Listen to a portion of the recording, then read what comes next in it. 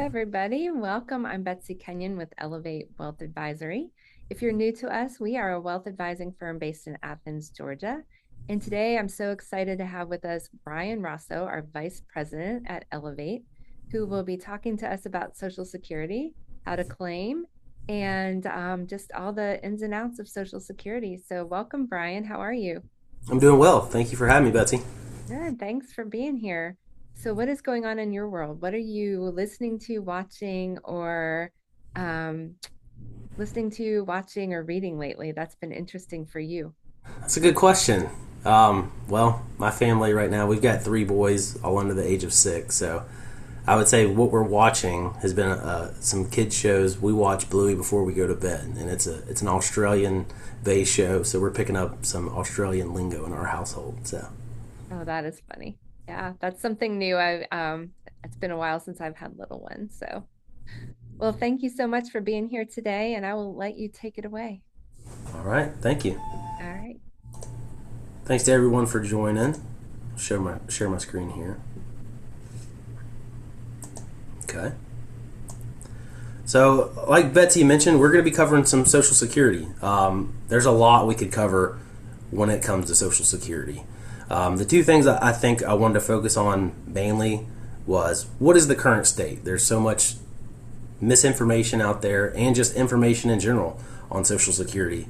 So hopefully I'm going to dive into a little bit about what's true about that, what might not be true, and then also we're going to go through some basic claiming strategies and how you might be able just to claim smarter.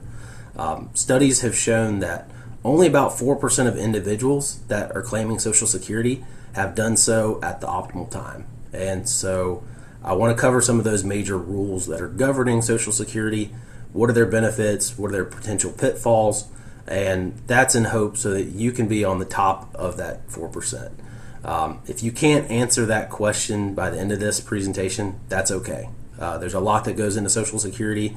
I plan to take about 45 minutes to the next hour to go over a lot of those details, but there's just some details and key elements that I'm just not going to be able to cover. So if you have questions, we're always available. Would love to get with you and answer any questions you may have. So the first question we normally get is, what is the future of Social Security? There's been a lot of worry in the last few years about the program's future ability to pay benefits. And there's been a big mind shift change that we've seen from something that was seen as such a strong program and to provide a pension-like guaranteed income in retirement to more of a bank run, you better claim something now and as early as possible until the tank runs dry. So the question becomes, what's the future of Social Security and what's the truth? What's the actual solvency of this government-run program? So many people don't realize, but Social Security actually has a trust fund. And at the end of 2024, the balance was $2.7 trillion. And this trust fund is referred to as the OASDI, and that stands for Old Age Survivors and Disability Insurance. And Social Security, though, it was really designed as a pay-as-you-go system. Payroll taxes coming in from current workers paying taxes go into the trust fund and then were expected to be immediately paid out to those current retirees. Baby boomers was a big surge in population, and because they were all actively working in their peak years, the trust fund was able to accumulate a positive balance. And that's why we now have a trust fund worth about 2.7 trillion. It's invested in what we call special issue treasury securities, so very safe assets. But now baby boomers are retiring, and they're retiring faster than people are entering the workforce. And so now these trust fund assets are gradually being drawn down.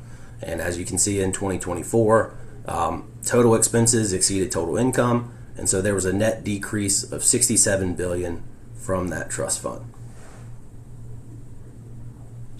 So what about the long-term projections of Social Security? Over the next 75 years, costs will continue to exceed the income generated from the taxes. There's enough reserves in the system, however, to be able to pay 100% of those promised benefits until 2034. So there is time to make some adjustments. But it's all good. It's always good to know, hey, it's not going broke tomorrow. And I think a lot of us maybe think that, or read something that made us believe that. So after 2034, if nothing is done, if there's no reform to the system, income will be sufficient to cover about 80% of the promised benefits. So what are some things that we could do or Congress could do to change the system to where it's fully funded and we don't have to expect a reduction in benefits if something's not done within the next 8 years? The good news is Social Security, as you can see, it's not in immediate danger. There is a positive balance there, and it's expected to stay there for at least the next 8 years. There's consensus that some type of reform has to happen. There's 4 examples here. The first one just being increasing the maximum earnings subject to Social Security tax. Right now, if you earn above $184,500, all those dollars are not subject to the Social Security tax of 6.2%. So one easy way would be to raise that or completely eliminate it altogether. The second one is raise the normal retirement age. They've done this over the history of Social Security a few times, and depending on what your birth year is, you're either 66 full retirement age, or now if you're born after 1960, it's 67 is your full retirement age. Some people think that they may try to raise this to age 70.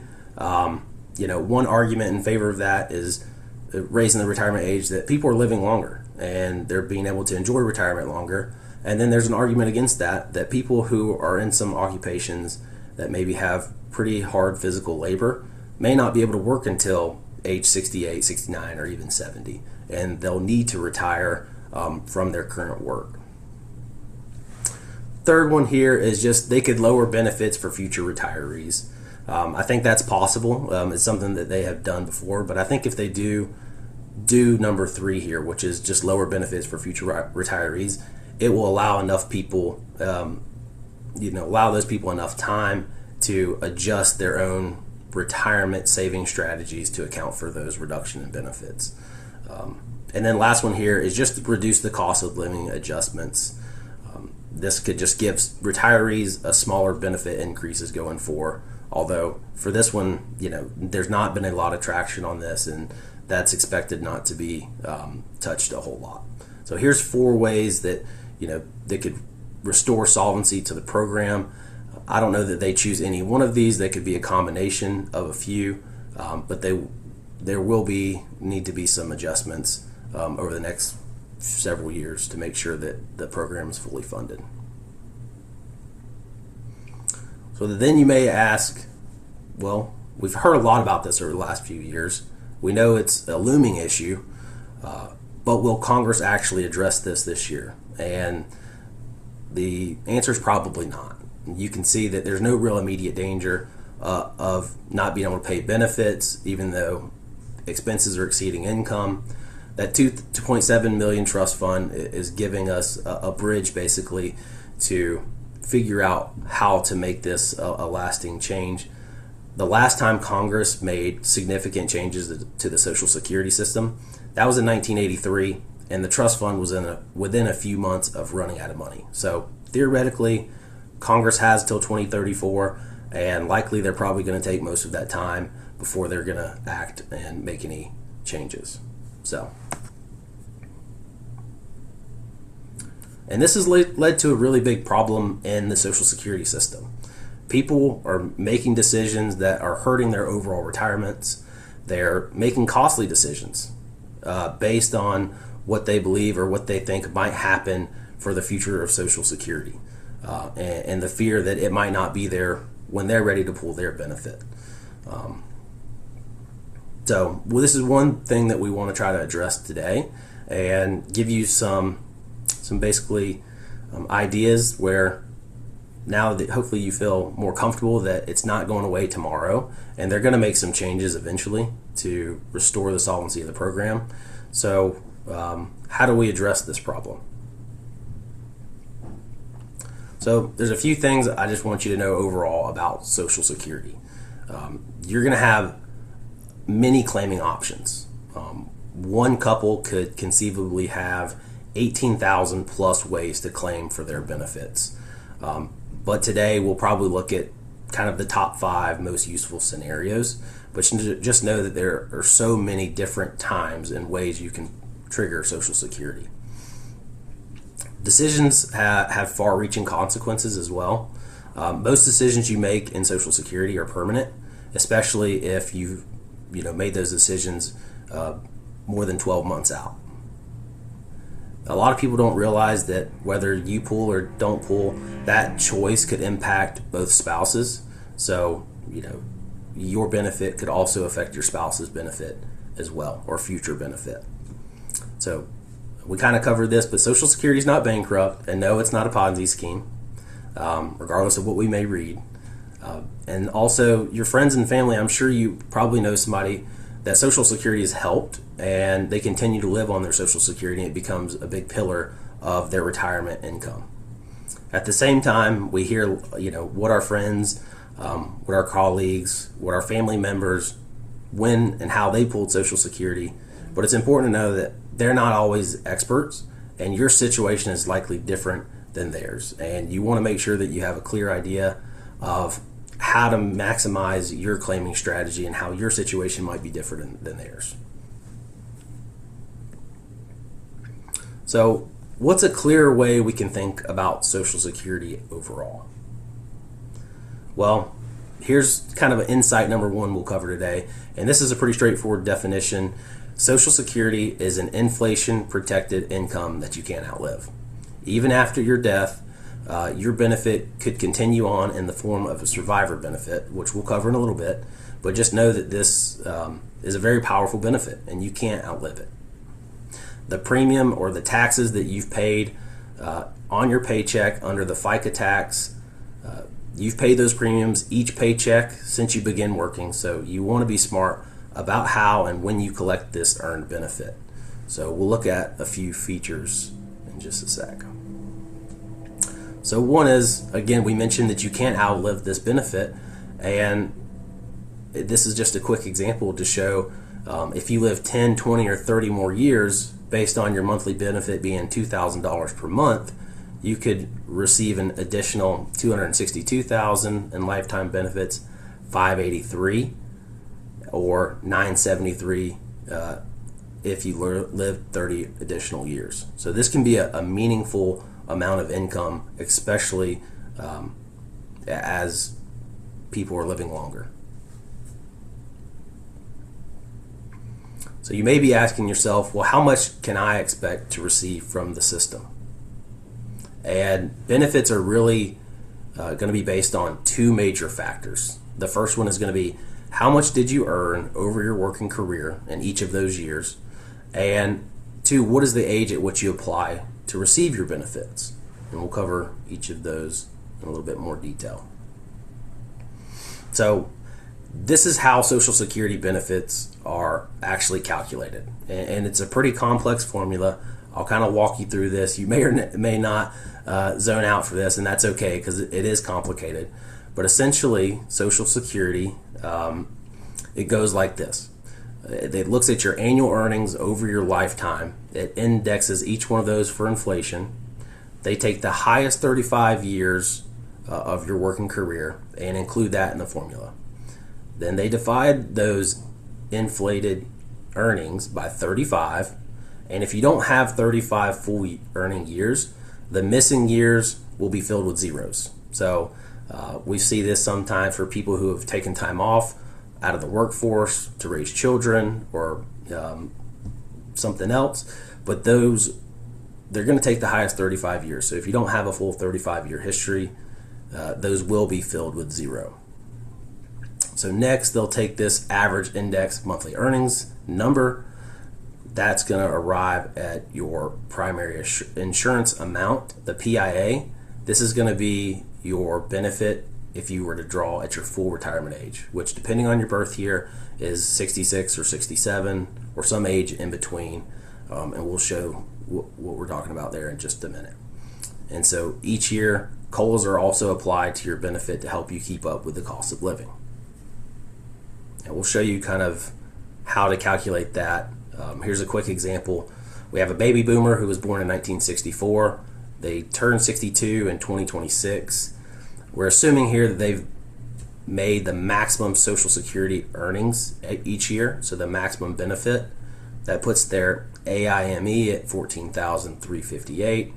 And they have what's called bin points, and each bin point gives you a different percentage of what you paid in for Social Security. And so the first one is at 90%, the second one at 32%, the last one at 15%. And so when you calculate all this together, it gives your PIA of $4,216.90. And this is the amount a worker would receive at full retirement age. So simple, right? No. It's actually pretty complex. The good news is you don't have to do this yourself, but I at least wanted to kind of cover it so that you had an idea of what goes into calculating a benefit. So again, that might be good to know. I might not want to calculate that myself, but why shouldn't I claim early at 62? And should I even wait to my full retirement age? Or even, some people don't even know that you can claim until 70. So at what point should I decide to draw? And why shouldn't I claim early? So if you claim early, it reduces your monthly benefit, and it's going to stay lower forever. And it can also, your benefit's also going to be reduced by Medicare and taxes if you decide to withhold taxes, which we'll see in just a minute. Aside from not why we shouldn't claim early sometimes, and again, that's not necessarily for everyone, when should I potentially apply for benefits? And there's a lot of decisions that go into that. There's many factors on when you decide to apply for Social Security, and it's one of the biggest decisions that you'll make, and it's more than likely one of the most complicated. But if you do get the timing right, we've seen it make a huge impact on people's retirement. It's also important that the decision for when you apply for Social Security depends on all these different factors here, like your health status, what's your life expectancy, what's your current need for income, whether or not you plan to work, and if you have a surviving spouse, how do we maximize the spousal benefit? And then the last one here is whether you have other personal resources. And then what are the survivor needs? And we'll get to some of these in a minute as well. But just know that there's many factors in deciding when's the right time for you to pull Social Security. A question that we get asked a lot, which is Social Security going to be enough for me to live on? And for most people, probably not. But with that said, you shouldn't discount the impact of what an intentional Social Security planning can do and the positive impact that can make for your retirement income as well. So we talked a little bit about a full retirement age and how that's different based on your birth year. So here's a chart showing if you're born between 1943 and 1954, your full retirement age is 66. If you're between 1955 and 1959, it's going to be 66 in some odd months. And now the full retirement age, if you're born after 1960, your full retirement age is 67. And the full retirement age is going to be the age at which you can claim your Social Security benefit and receive the full benefit, which we call unreduced benefit. So what happens if you decide to apply early for benefits? We mentioned that you can apply as early as age 62, and depending on if your full retirement age is 66 or 67, applying at 62, you would receive 75% of your full benefit if your full retirement age is 66, and then 70% if your full retirement age is 67. So between a 25 and 30% penalty essentially for drawing your Social Security early. And as we mentioned, that reduction, that 30 or 25%, is going to continue to be that, reduced for your lifetime. And then another thing sometimes people don't realize is you can actually decide to delay your Social Security benefits, and you get a benefit for doing so. You actually get what we call delayed credits, and your benefit will increase by 8% per year each year that you delay. And so if your full retirement age is 67, you decide to delay all the way till age 70, your benefit could be 124% of your PIA amount. And another thing that this slide doesn't indicate, which is you do get those 8% credits, but you also get the cost of living adjustments on top of that. So even some of the analysis you'll see, delaying may not show your full actual benefit. It could actually be higher than that because a lot of those don't include the cost of living adjustments. So you can see that there can be a massive impact and an increase in your guaranteed income by delaying.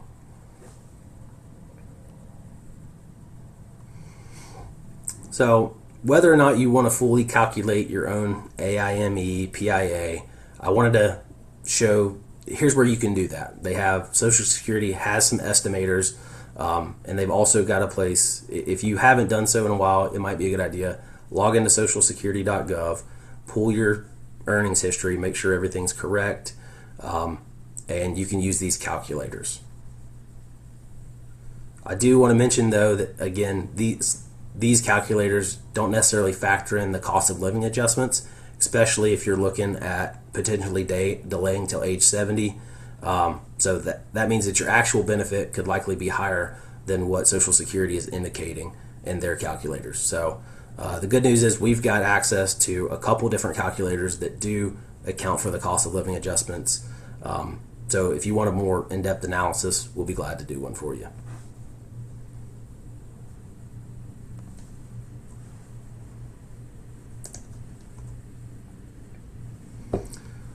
So some people ask, well, why should I delay benefits? And sometimes that's that's always a good question, and sometimes it makes sense for others more than some individuals or families. But you can see here how big of an impact between claiming at age 62 versus claiming at age 70. When you include the deferred credits, the 8% delayed credits, and the cost of living adjustments, the difference between pulling at 62 and 70 could more than double your monthly Social Security benefit. And with a longevity expectation of 90 plus, that can add up to a lot of dollars at the end of the day.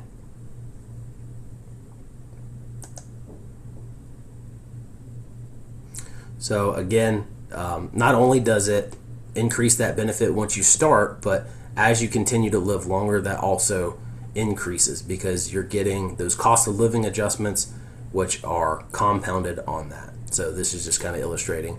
Those increases don't just end at age 70, they continue to increase by an increasing rate because you started a higher dollar amount. And these are based on longevity expectations all the way until 100.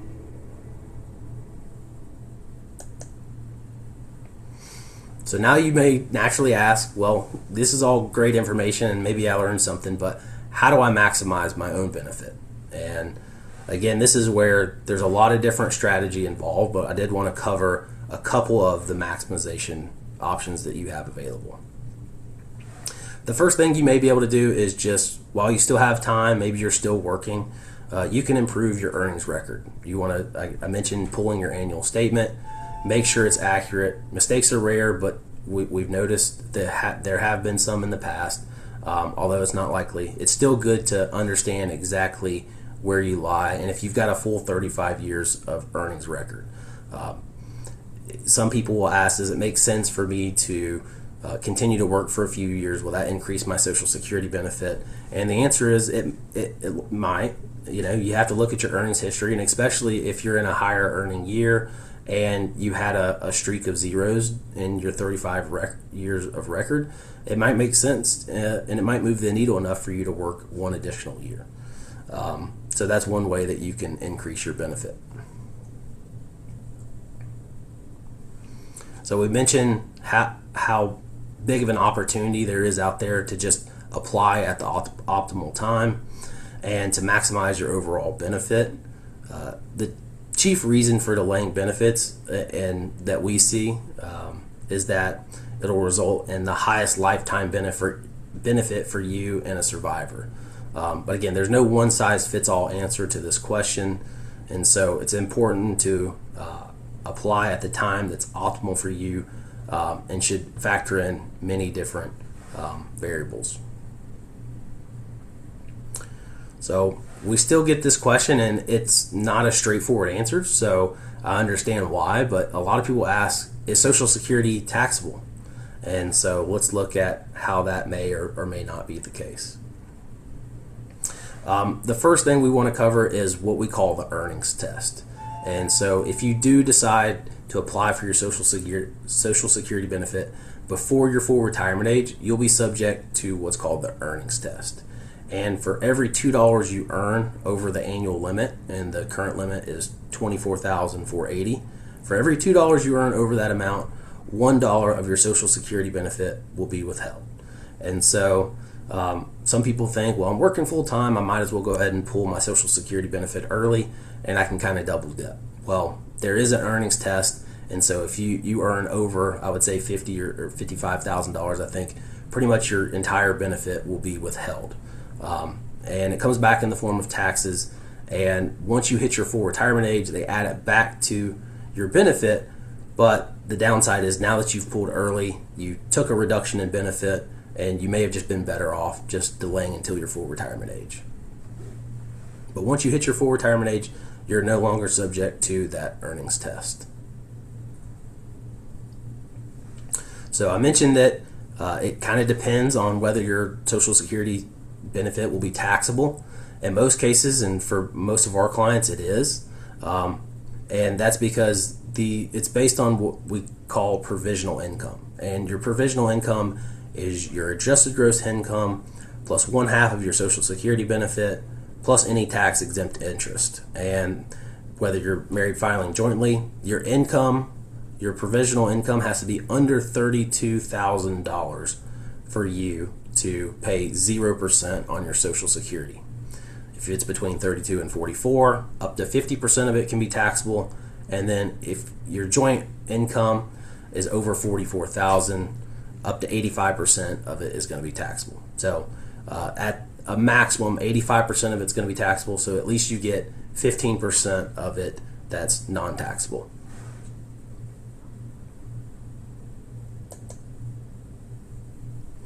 So we mentioned a few slides ago that Medicare may shrink your Social Security check. And what do we mean by that?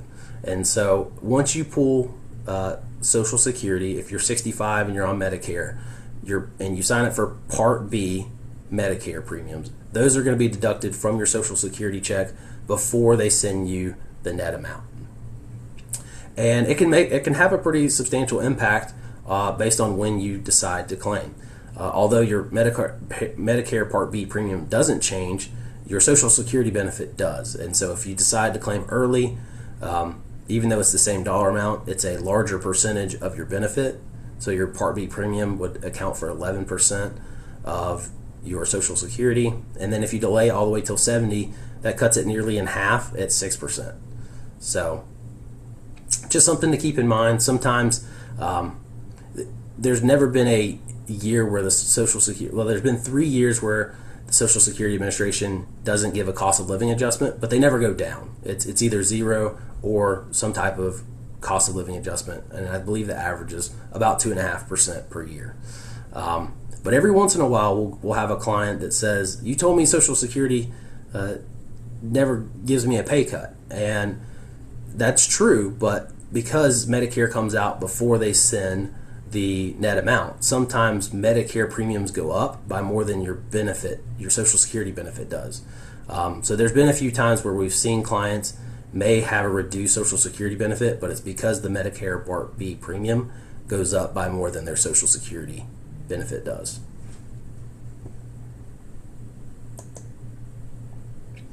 So when should we apply for Social Security? Again, it's a very complex question, and it requires a lot of customized analysis. But here's a few points I want you to take away and remember. If you apply early, your benefit is going to start out at some fraction of that primary insurance amount. It remains that percentage for the rest of your life, and it does not ever go to 100% once you reach full retirement age. Cost of living adjustments, those are going to magnify your decision to either pull early or delay, because annual cost of living adjustments, they're applied to either the lower or the higher benefit amount, and that causes a huge disparity and increases with each passing year.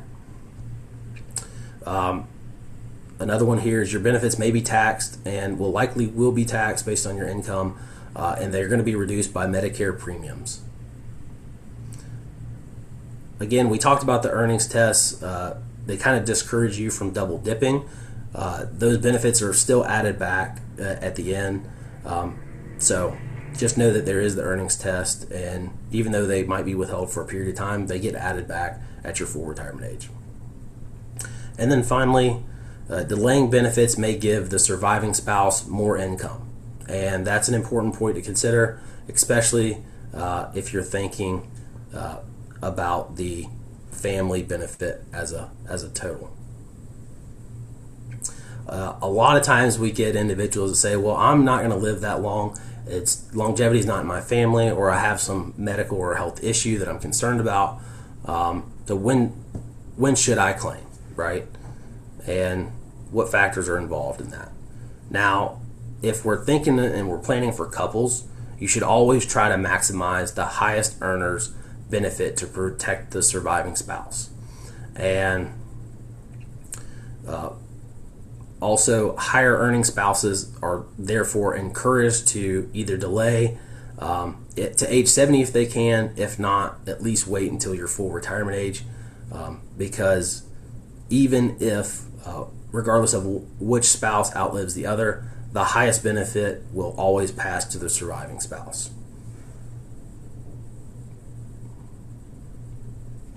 So what exactly is a spousal benefit? So a spousal benefit is equivalent to half of the primary worker's PIA.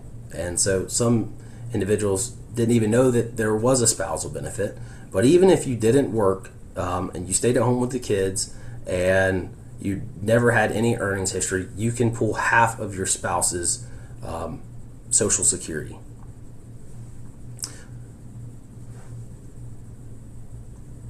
So there are some rules around pulling spousal benefits, and here's just some of those basic rules. The first one is the primary worker must have filed already, and the lower earning spouse or no earning spouse must be at least 62 years of age to get a reduced benefit. And it's reduced from 50%, not reduced from 100. So just be mindful of that. I'm sure you have lots of questions about spousal benefits, so we'll look at some ways to maximize those here in just a second. So the overall goal to maximize income for both while you're alive and maximize the survivor benefit after one of you passes away. It can be pretty complicated to understand this and to implement, but there's a lot of considerations that in doing some calculations, it's possible for those married couples to come up with the right solution for the needs of the family. So under a maximization strategy, let's look at where the lower earning spouse's PIA is more than 50% of the higher earnings spouse's PIA. So let's think about that.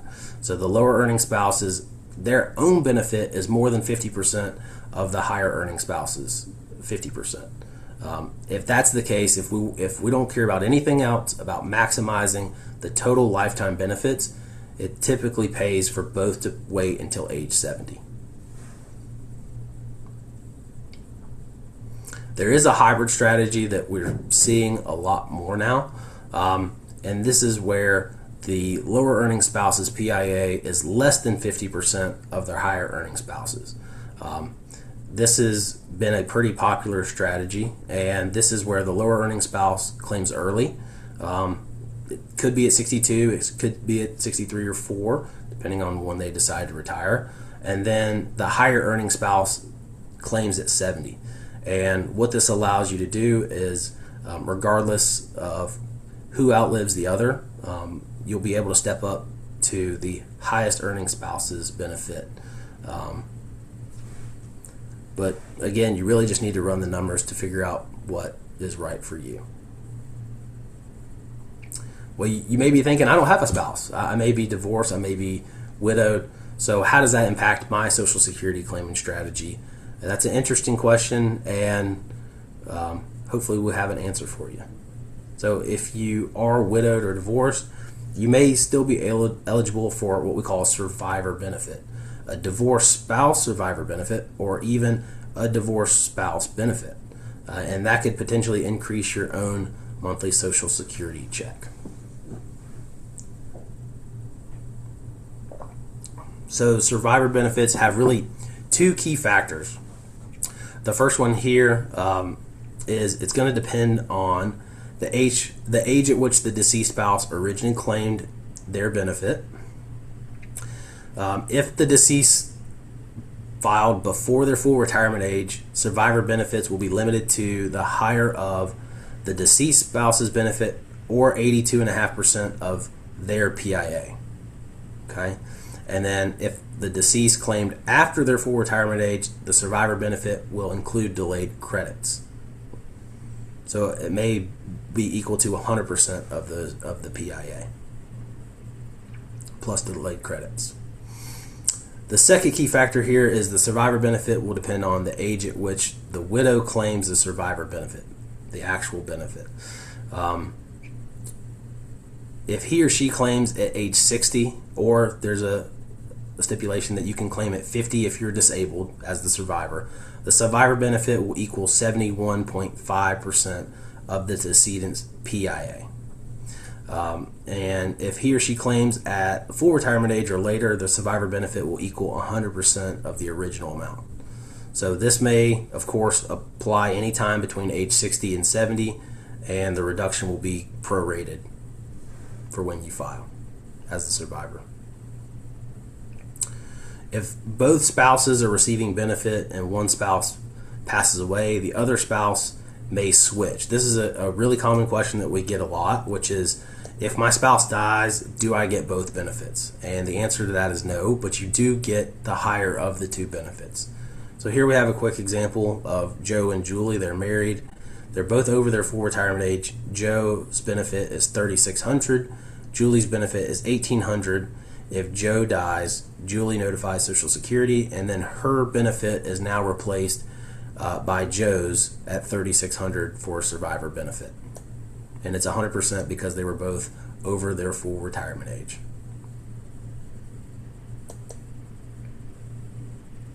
So there are some other additional rules for survivor benefits. If your spouse passes, the couple must have been at least married for 9 months, except for in the case of an accident. Survivor must be at least 60 years for reduced benefit, or full retirement age for 100% benefit. The survivor benefit is not available for widow that remarries before age 60.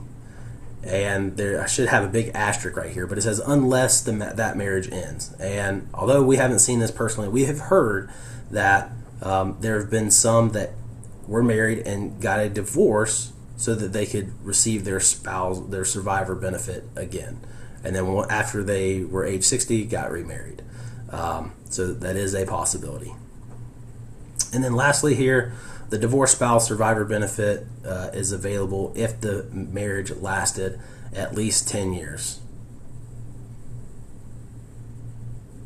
So the example we like to use for this, or the one I do, is Donald Trump. He's been married 3 times, and first to Ivana, that lasted more than 10 years.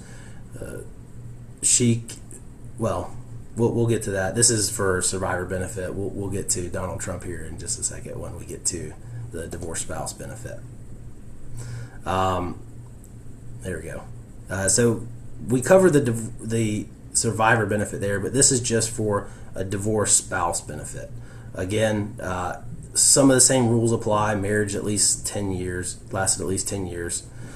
Person received divorced spouse benefit is currently unmarried, and the ex-spouse is at least 62 years of age.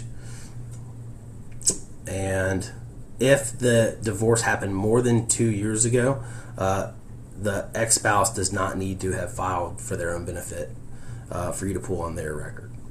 And here's our example for Donald Trump that we use. He was married to Ivana for 10 years, and so she can claim a divorced spouse benefit and receive half of Donald's benefit. Then Trump was married to Marla Maples, and this one only lasted for 7 years, so unfortunately Marla doesn't get a divorced spouse benefit. And then now he is currently married to Melania, and she can also claim half of Donald Trump's benefit.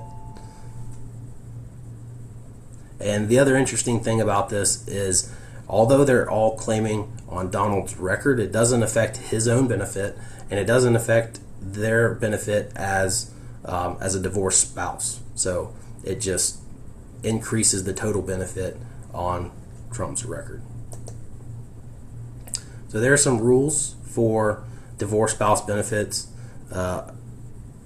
We mentioned that there can be more than one ex-spouse that receives benefits on the same work record.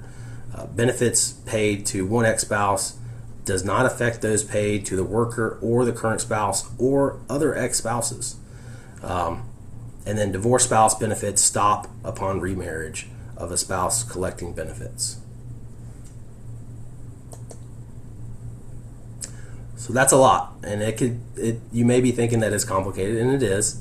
And there's a lot of stuff that when I'm educating myself, that obviously can get confusing at times. So it's clear that it's an important role in Social Security. There's so many decisions to be made. So that brings us back to the problem, which is people are still making these decisions around their retirement, and it's costing them, and they're maybe leaving some dollars on the table. So again, how can we continue to claim smarter? The first one here is everyone needs a personalized claiming analysis. It's important to understand exactly when and how to apply for your own benefit, how to maximize a spousal strategy if that's relevant to you, or even just to maximize your own individual benefit for yourself. There's a lot of decisions that go into when and how to claim Social Security. There's a lot of other factors that we haven't really mentioned that should go into that analysis, aside from just trying to maximize your benefit. How does it fit into the context of all of these other things? Pensions, IRAs, your 401ks, your required minimum distributions, what is your investment portfolio? Do you plan to work full or part-time? All these decisions need to go into how do we claim Social Security at the optimal time. And I think that's why we see now that only 4% of individuals truly make the most optimal decision. It's because there's so much that can go into when and how to claim for Social Security.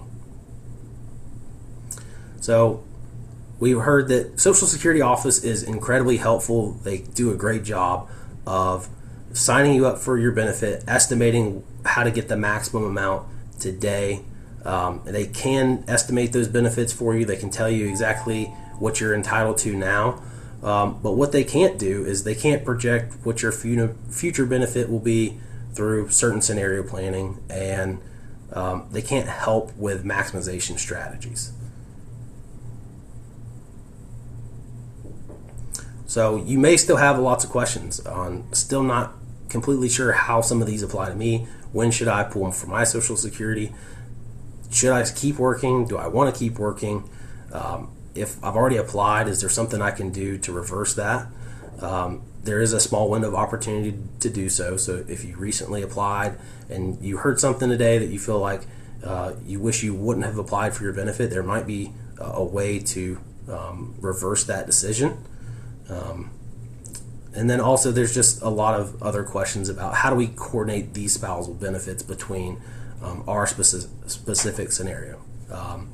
We'd be glad to consider any of these questions for you and build a customized plan. I want to remind you, I'm happy to run some scenarios. There's a lot of different maximization strategies for you to really identify what would be your best claiming strategy, whether you're single, married, divorced, or widowed.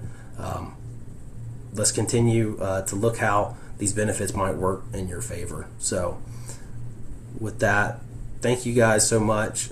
Social Security, as you can see, there's a lot that goes into it. It's a really important part of financial planning overall and retirement planning. So, if you have any questions, please don't hesitate to ask. Thank you so much, Brian. And like Brian said, if there are any questions, you can pop those in the Q&A box, or you can also put it in the chat box. So Brian, when you can claim your Social Security anywhere from 62 to up to 70, where do you see the break even point? That's a great question, and it really varies. And the reason why it varies is because um, whether you're working with an individual or a spousal, and the difference between the two benefits.